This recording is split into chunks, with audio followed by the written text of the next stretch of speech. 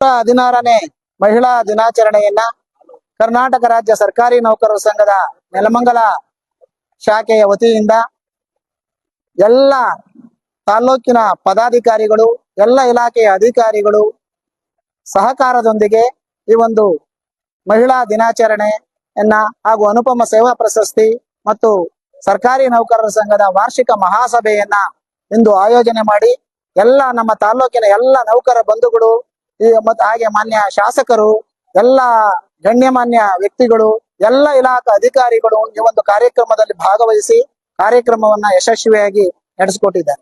ಮಹಿಳೆಯರು ಒಬ್ಬ ಎಲ್ಲ ಕ್ಷೇತ್ರಗಳಲ್ಲೂ ಕೂಡ ಅವರು ಸಾಧನೆಯನ್ನ ಮಾಡಬೇಕು.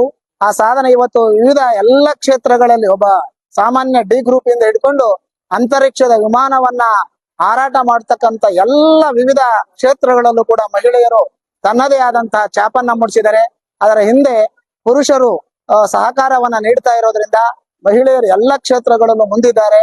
ಹಾಗಾಗಿ ಇಂದು ನಮ್ಮ ಈ ಒಂದು ಸಮಾರಂಭದಲ್ಲೂ ಕೂಡ ಮಾನ್ಯ ಶಾಸಕರು ಎಲ್ಲ ಮಹಿಳೆಯರಿಗೆ ಶುಭಾಶಯಗಳನ್ನ ಕೋರಿದ್ದಾರೆ.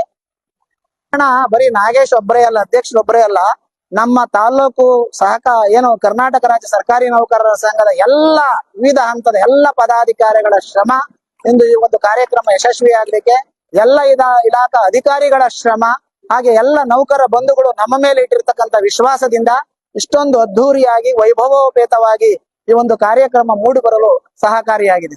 ಶಾಸಕರ ಸಹಕಾರ ತುಂಬಾ ಚೆನ್ನಾಗಿದೆ. ಬಟ್ ಈ ಒಂದು ಸಮಾರಂಭಕ್ಕೆ ನಾವು ಯಾವುದೇ ರೀತಿಯಾದಂತಹ ಸಹಕಾರವನ್ನ ಕೇಳಲಿಲ್ಲ.